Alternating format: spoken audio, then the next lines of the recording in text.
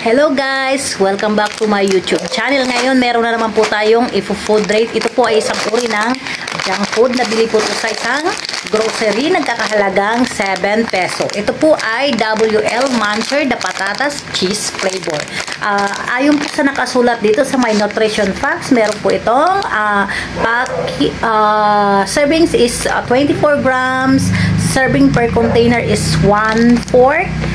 Ito po, ang net worth niya is 24 grams. And the patatas, titikman po natin to kung ano ang lasa nito. Here we go! Ganito po siya, oh. Kikita niyo po ba? Ganyan lang po kakaranggot. Tapos, ito po yung laman niya. Ayan, yan po, yan po. Titikman po natin.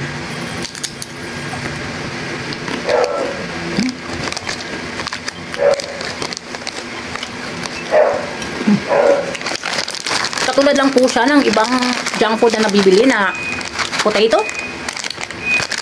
Kalasang-kalasa rin. So, wala po siyang pinagkaiba sa karaniwan na ganito, na ibang brand. Ang rate ko dito is 5 out of 10. Lang guys, please like, share, and subscribe to my YouTube channel. Hanggang sa muli. Thank you!